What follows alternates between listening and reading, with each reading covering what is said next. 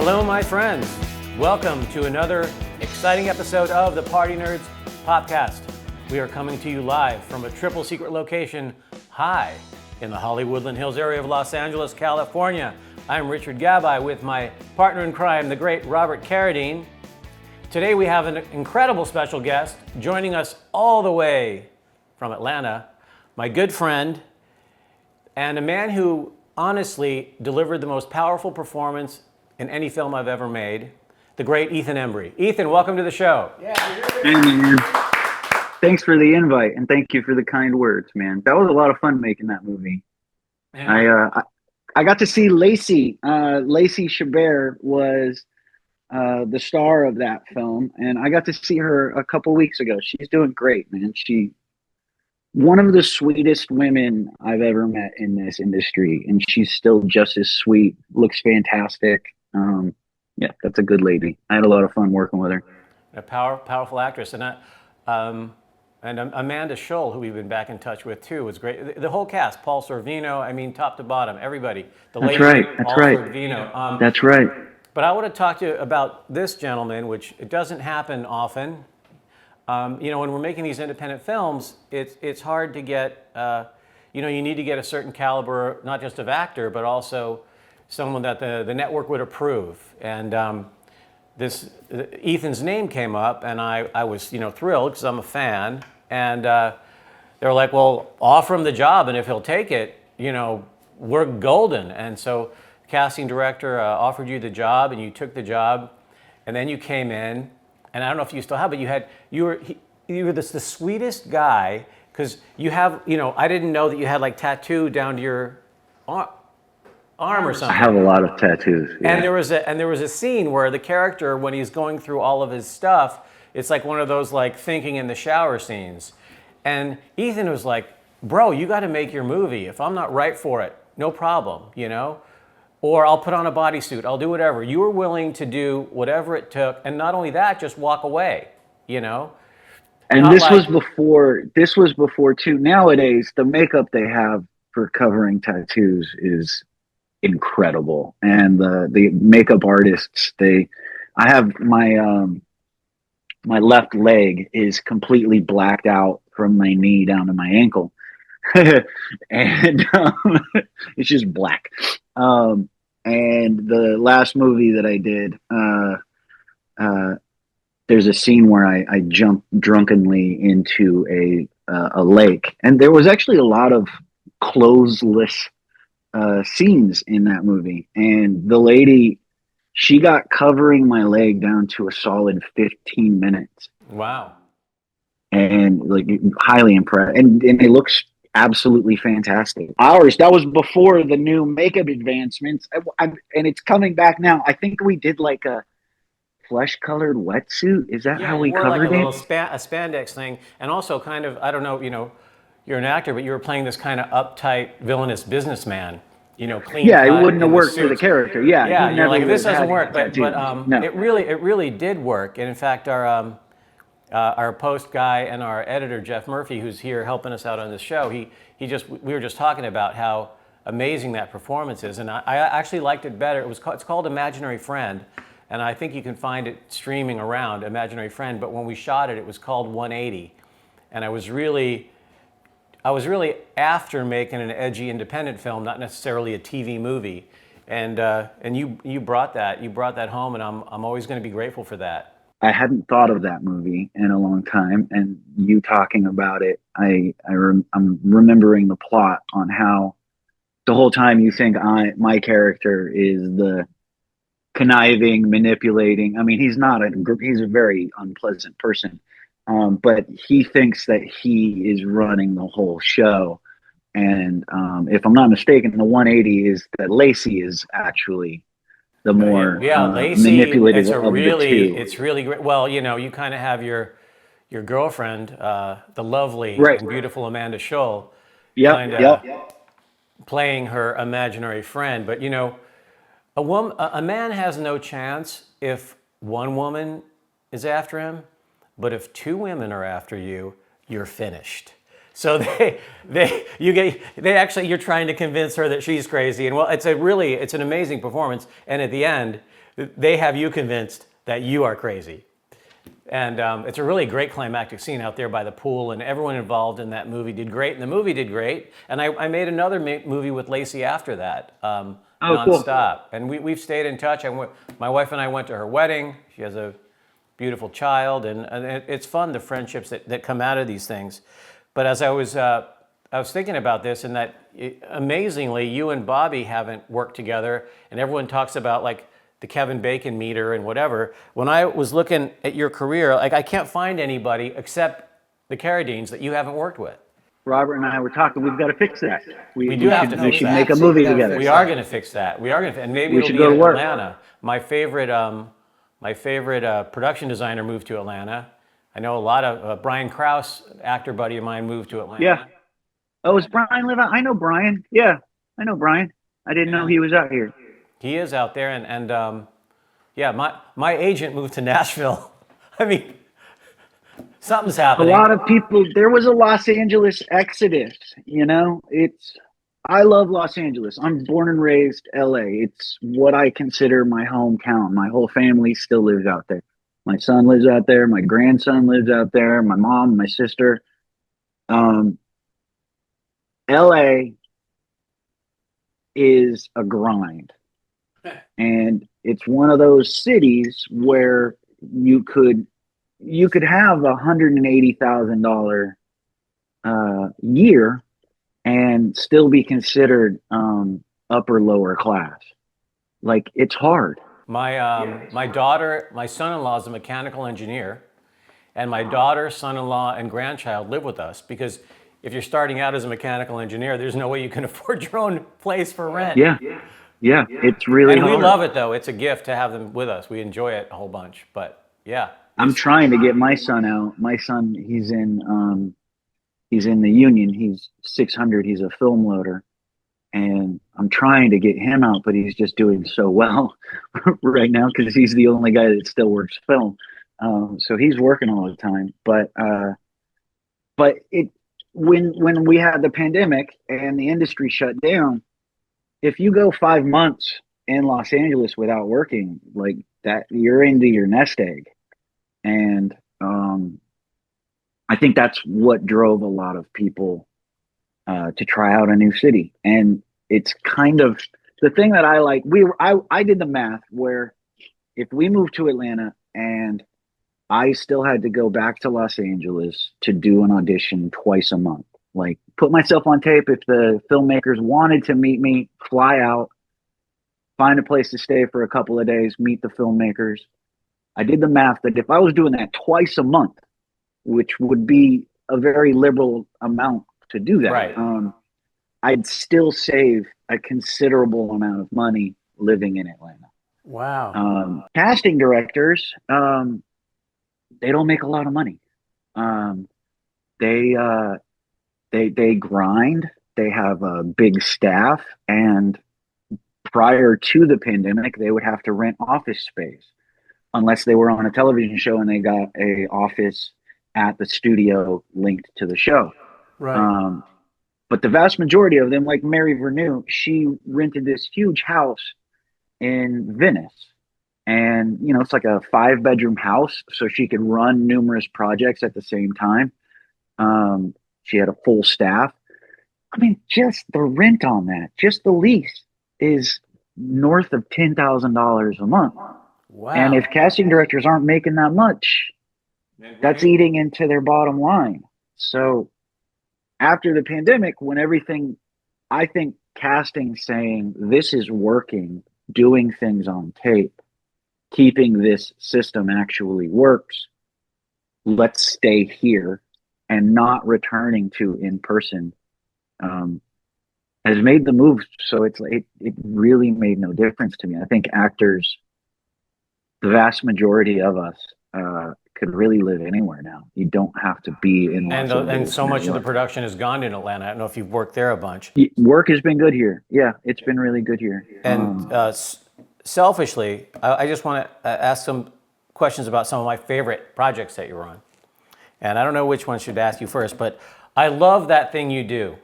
Well, you're obviously a musician, so I get that. I mean, it's a fantasy movie for me. It's also kind of like torture that, I didn't have your part.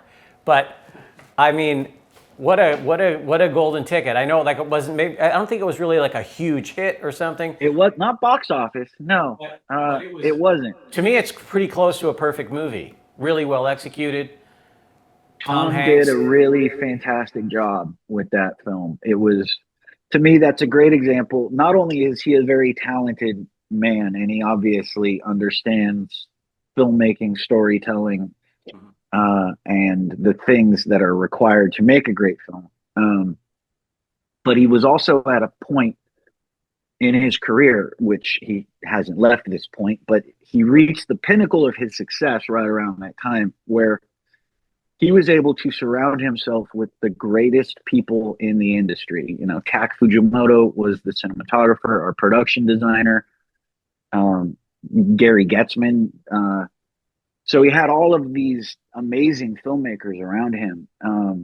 And his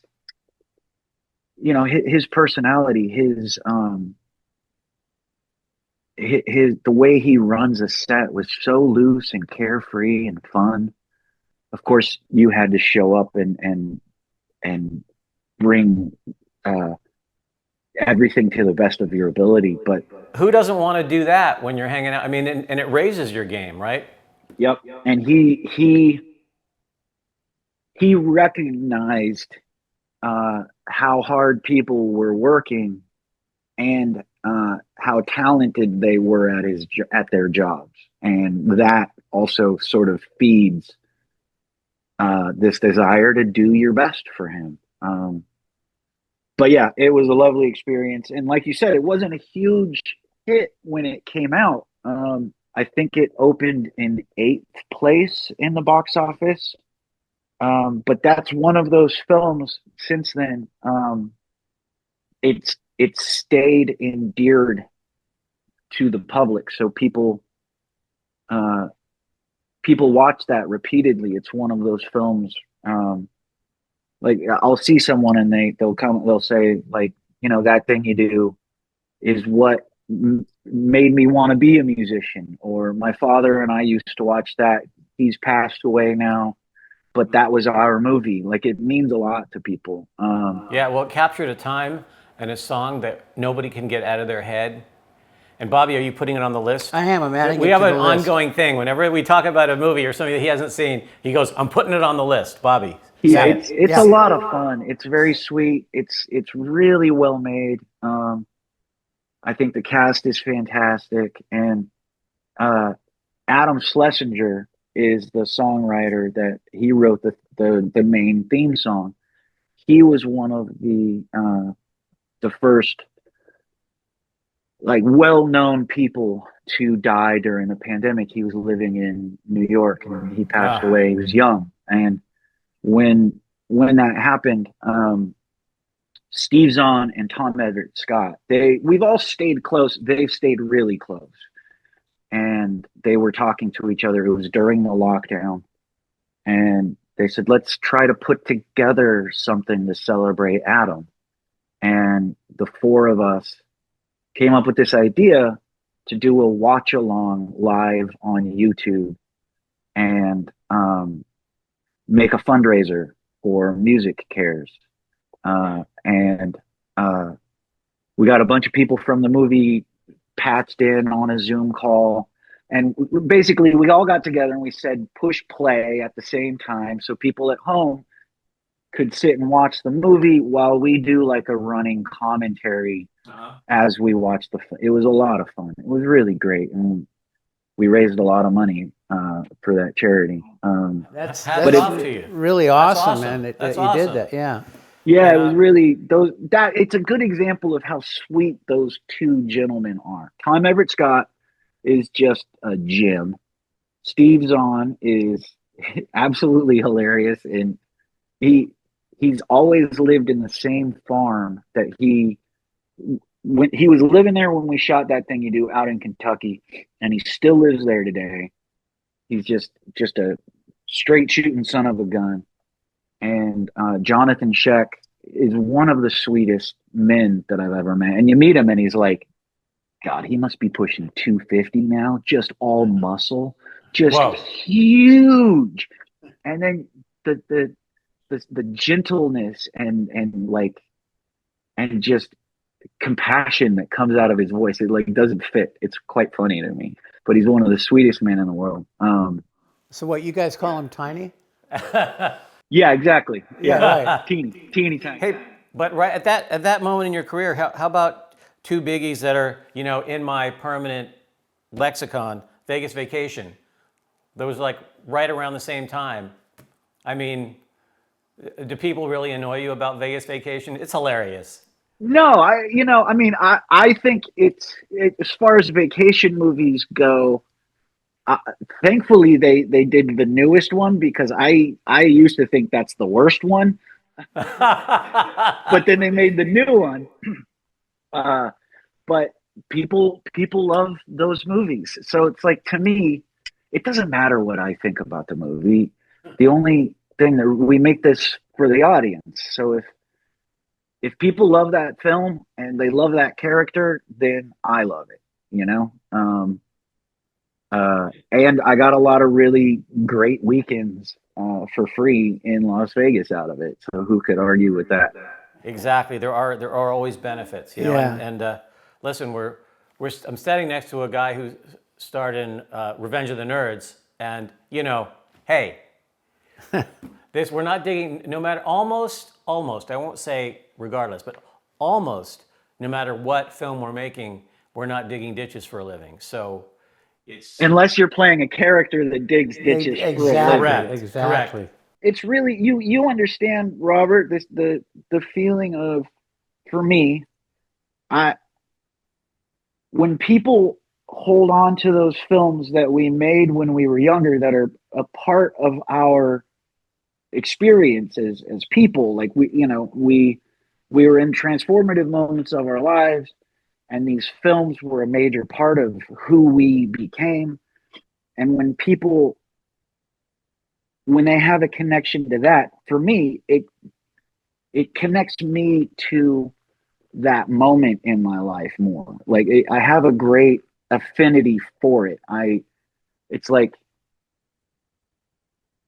it makes me appreciate what I was given at that period even more, beyond anything else, because of the way they're connected to it, you know?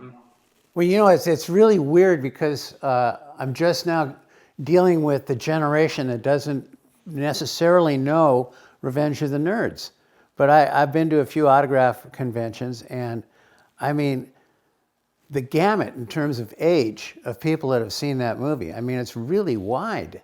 And it's not letting go, which I'm very happy about. But it's a trip, man. I mean, like you just said, man, they hook into that movie and hook into you, and boom, you're a made man. And it's like, because that's, I mean, and maybe, because you were what, late teens or early 20s? How old were you? What? For Nerds, I was 30. You were older. You were older. He was late teens when he was starring in The Cowboys with John Wayne. Yeah. Got it. But How old are Yeah. you, Robert? How old are you? 71. You're 71 years old? Yes, sir. God, you look good. Thank you very much. Man. Thank you. I think we all try to take care of ourselves, and we're all a little bit vain, at least I am. And we are generally either miserable or really happy. And I think that those extremes keep us young, you know? I've completely lost the attempt to stay young. You look great. I'm digging this look here. I mean, you know, I'm seeing a whole nother movie. I mean, I love this. I'm a little scraggly at the moment. Earlier this year, I did a period film, and I got pretty cleaned up for that, and I just haven't looked in the mirror since then. Right. So we've kind of knocked out my favorites, and not that I don't like the film, and not that I don't know what a great movie it is, but all the women in my life, they love Sweet Home Alabama, and Yeah, that was a big bump for you, right? That must have been amazing. That was the only movie that I was a part of that actually was a hit in the box office. the rest of my films were sleepers. And that was the only one that came out at number one, stayed there for a while, broke some box office records, turned Reese Witherspoon into a megastar. And let me tell you, the like that, and it was also back in the day where our contracts meant residual payments. Right. And that thing gets us by, you know. And then you think, God, those people that are just in like hit after hit after hit after hit, really good cast. I'm dying to hear about Reese. She's amazing, man. We did a movie. I first met Reese, first worked with Reese. God, was it 92 or 3? We did a film titled Far Off Place. It was a film that was a true story about these kids in the 40s that were trying to escape poachers that had just killed their parents. Oh, so man. It's these two white kids and a bushman that travel across the Kalahari Desert. They go the long way because they know that the poachers are going to think they're going to go the short way straight to the town, so they take the long route. So we were in Africa together for 9 months. Wow. Wow. Yeah.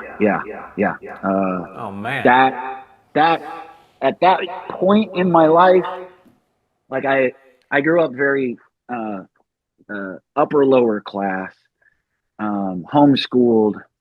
My dad's a dental technician. But at that age, I was always playing these like really wealthy preparatory school characters, you know, and that this character was again one of those wealthy prep school characters. And to go there, and the character throughout the film turns into a young man and a different man, you know, like he loses all of the blah, blah, blah. But to go to Africa, I was 13 in that formative moment. Like you look at pictures of who I was when I left and got to Africa, and you look at who I was on the way home. It's like a completely different person. Well, also that's that age, man. Yeah. Yeah. To be there and see those things at that age shaped, I think, who I was for the next 6 or 7 years. You know, I think that's awesome, man. That's really cool. Yeah. And Reese, you know, she's an one industry. of the. Oh man, she's brilliant. And like everything that she has done since Man in the Moon has been just extraordinary. I remember watching Man in the Moon. It came out right before we left to go shoot it. And I remember seeing it in the theater and just being like, God. Well, plus Walk the Line, man. I mean, whew, did she kill it or what? Everything she does, she's absolutely brilliant. That's one of those actresses that I'm excited to see what they do next. You know? Yeah. And speaking along the lines of beyond belief, amazing actresses you work with, our house was a big fan of Grace and Frankie. And the promos I saw, like I had no idea you were in it. And then I was like, oh, there's my friend Ethan. Hey, look at that guy. He's hanging out with the royalty. Yeah, exactly. Unbelievable cast, man. Unbelievable writing. Yep. Unbelievable writing. Yep. Great showrunner, great cast. And that's one of those jobs that, you know, you'd wait your entire life for. I had done a couple of shows before, but the most that I could ever squeeze out was 3 seasons. And to be on something that sticks around for 7 years with those people, like, unbelievable. Did you guys shoot that out here? We did. We shot it. The first couple of seasons we did on the Paramount lot, and which is a lovely place to do a show. And then we moved to the during production. Netflix ended up taking on the Sunset Gower stages. Oh, right. Where their corporate offices are. So then we moved over to the Sunset Gower stages.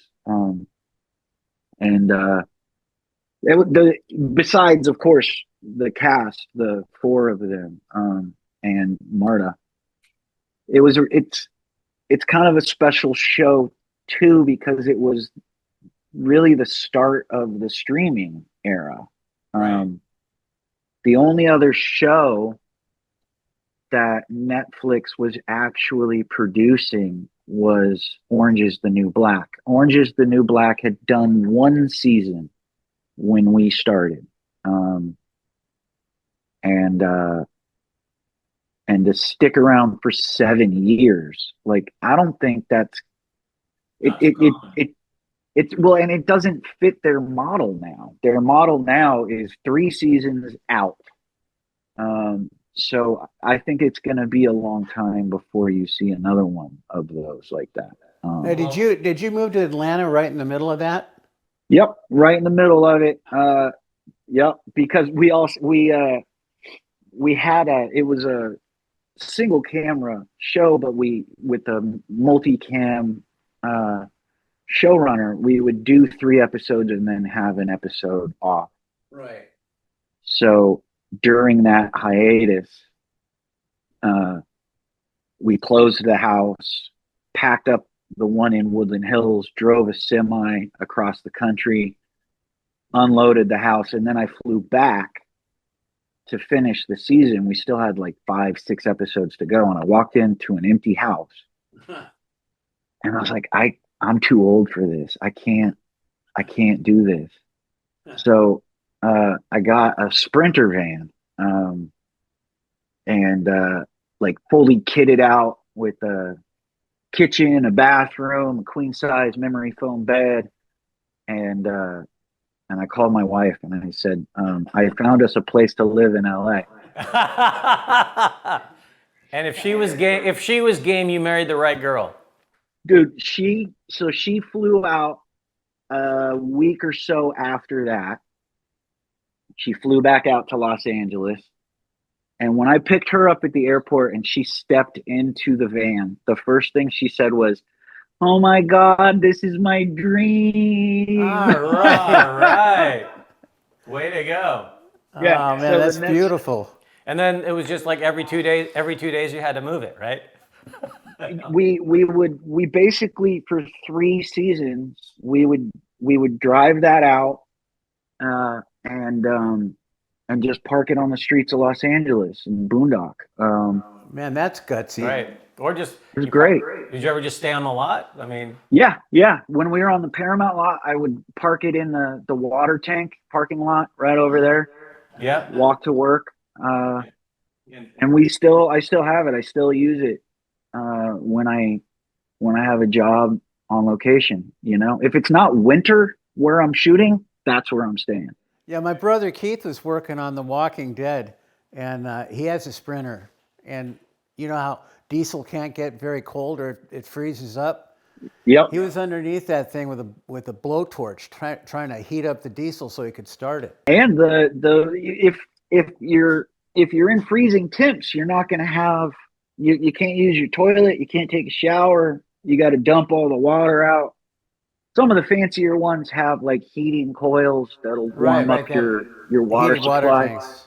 Yeah. And you also did The Walking Dead. I did 1 episode on The Walking Dead. Yeah. But like one episode on The Walking Dead. If God forbid you ever were desperate, you can go to one autograph show with that photo, and they'll be 5,000 deep, right? Because that show is just. Yep. The fan base on that show is quite committed.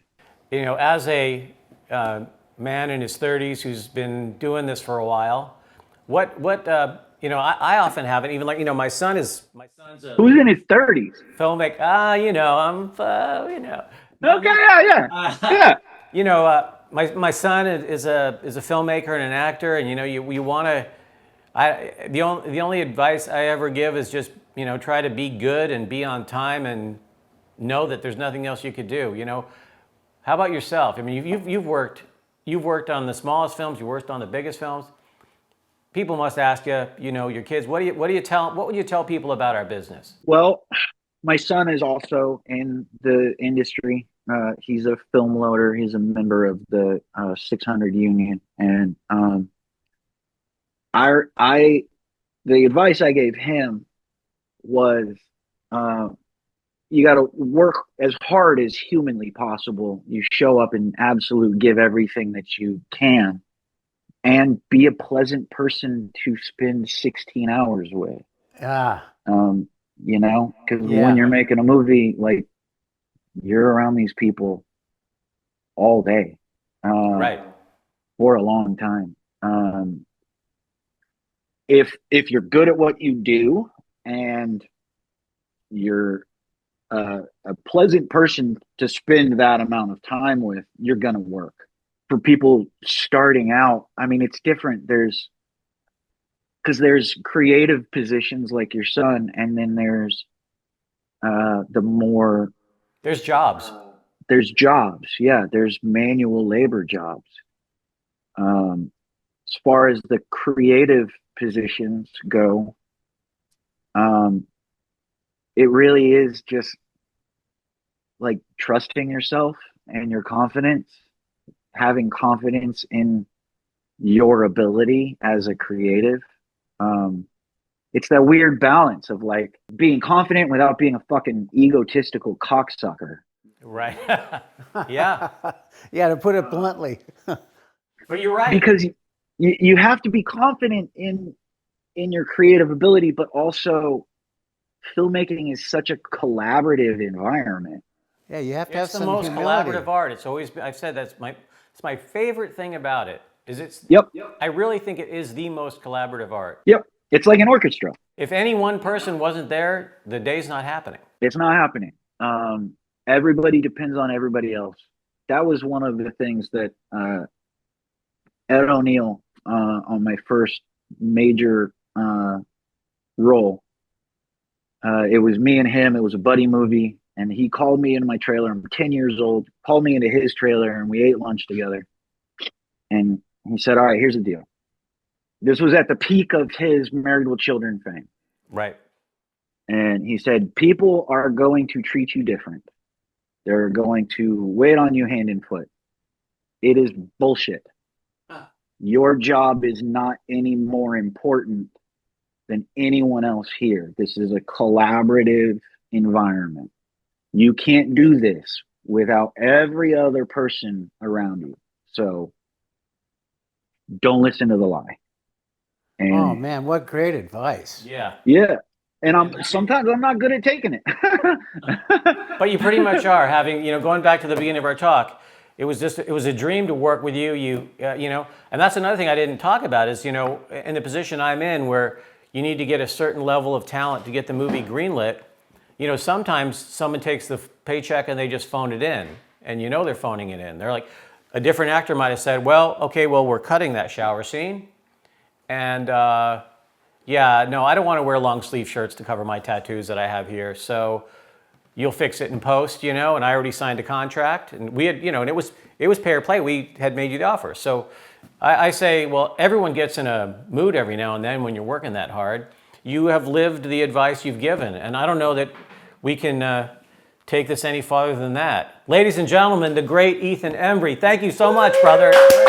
Of course, man. Thanks for the invite. Very good to see you again, man. Yeah, good to see you again, and we will meet again for a meal, and more importantly, God willing, on a set, because you've worked with everybody in this business except Robert Carradine. Yeah, man, come on, put me in a film. Let's go. Let's go. Well, I got to make one. Yeah, okay, Ethan. Exactly. So, ladies and gentlemen, that concludes another really exceptional episode of the Party Nerds Podcast. We came to you live from a triple secret location high on the Holly Woodland Hills. I'm Richard It's Gabai, not secret my pal. when you say that.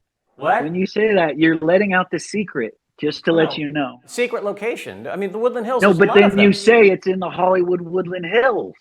Right, but I mean, there's a lot of hills in the Hollywood there's Woodland a lot Hills, of no? hills here. All right, we're in a secret location. We're not in my living room. That might be near the Hollywood Woodland Hills. And we have a lot of fun doing this. I'll tell you what, busted, man. We were busted. So hey, subscribe and like if you've had a good time like we have, and we'll see you real soon. Thank you very much. Thanks again, Ethan. Thank you, Ethan. Very nice to meet you, Rob.